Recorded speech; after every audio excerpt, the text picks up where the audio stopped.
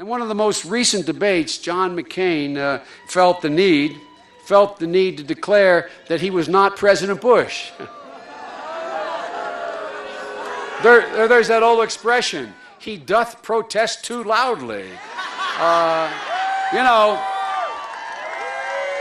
He may not be George Bush, but my mother, when I was a kid, and you've heard me say this before, but when I was a kid, you want to go hang out in the corner, and the guys your mother didn't want you to hang out with, I said, well, Mom, I know those guys are going to do, but I'm not like that. She said, honey, if it looks like a duck, if it quacks like a duck, if it walks like a duck, it's a duck.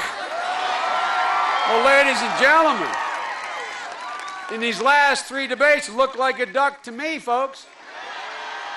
After 23 months of campaigning, 8 years of failed economic policy, there's not one fundamental economic issue on which John McCain has challenged the policies of George Bush. He always turns to Barack and says, when have you challenged your party? And Barack has. I turn to John and say, John, when have you challenged President Bush on any major economic initiative? Tell me, when? Ladies and gentlemen, he voted for 4 out of 5 of George. I like it, man. Don't jump. I need you. Folks, 4 out of 5 of Bush's budgets he voted for. 4 out of 5. He voted with President Bush 90% of the time.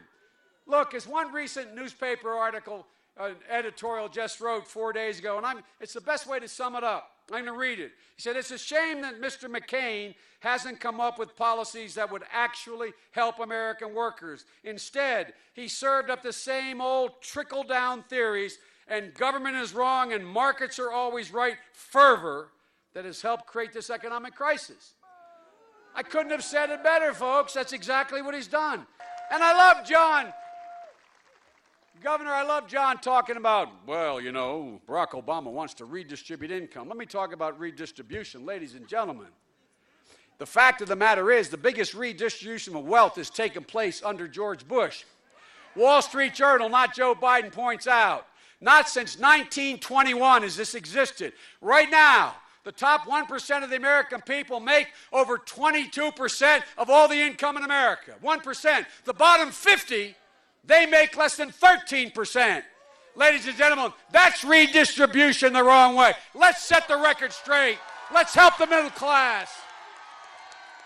Now look, I got a woman on my staff who handles policy. She is actually a blood relative, a member of the Maverick family, that Texas family, okay? Y'all know about Mavericks down here. You got real Mavericks, okay? Well, John and Governor Palin like to refer to themselves as Mavericks. Well, a good friend of Jeff Bingaman and mine is a new senator from Pennsylvania. His name is Casey. He's from my hometown of Scranton, Pennsylvania. I'm going to paraphrase Casey. Casey said, you can't be a Maverick when all you've been the last 8 years is a sidekick. So much for the Mavericks. Give me a break.